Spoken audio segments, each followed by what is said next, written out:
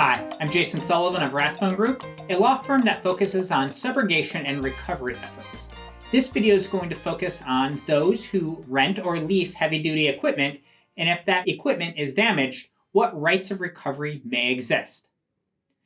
There are many companies out there that will rent or lease heavy-duty equipment. Think bobcats or cranes or other equipment that might be too expensive for a business to purchase, but they may need to use it on time-to-time occasion, and therefore they will go and rent it from any of these companies. If you're a company that rents this equipment, what happens if it's returned in a damaged condition? The first cause of action that may exist is a bailment cause of action. We have an entire video that discusses bailment, but to recap, there are three types of bailment. Those for the benefit of the person who owns the property that gave it to another person, those for the benefit of the person who receives the property owned by another person, and mutual benefit.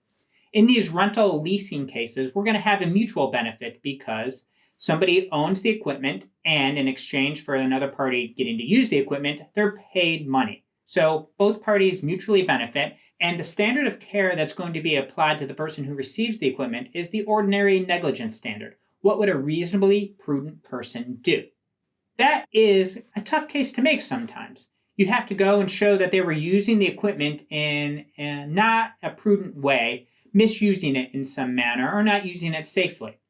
You're not going to be there. You may only have their word as to what happened, and that may be a difficult case to prove. The good news for these companies that lease or rent the equipment is that you may also have a breach of contract. Generally, when these leases or rental of the equipment takes place, there is a contract between the two parties. And these contracts generally put strict liability on the party that receives the equipment and takes it up. It doesn't really matter why or how the equipment gets damaged. If it's damaged while in their possession, they're going to owe the cost of replacement for that equipment.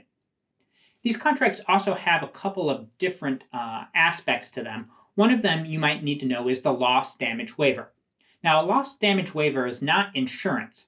Rather, it's an agreement that the rental company is going to waive the damages or a certain portion of the damages if the equipment is returned in a damaged condition.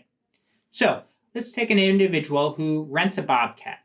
They're using it to clear a field, move some trees, and they accidentally drive it into a pond. It totally destroys the equipment because it gets wet and damaged. If we had a bailment cause of action, we're going to look, did that bobcat end up in the pond because of some negligence? Did the operator do something that a regular, ordinary, prudent person wouldn't do? Might be a tough case to prove. But if we're going on the breach of contract, where under the contract they have a duty to return the equipment in the same condition, less usual wear and tear, now we have a pretty straightforward case because the equipment was not returned in that same condition. If there was a loss damage waiver, that individual may have paid for a benefit of not having to pay for the damages up to a certain amount, or having $1,000 or $2,000 of the damages waived.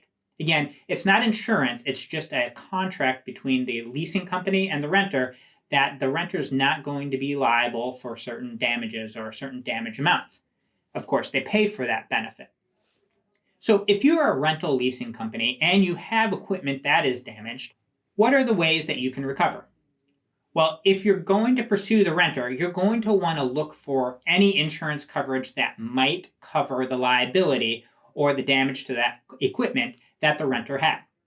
Usually a homeowner's or a general liability policy for a business aren't going to cover non-owned equipment.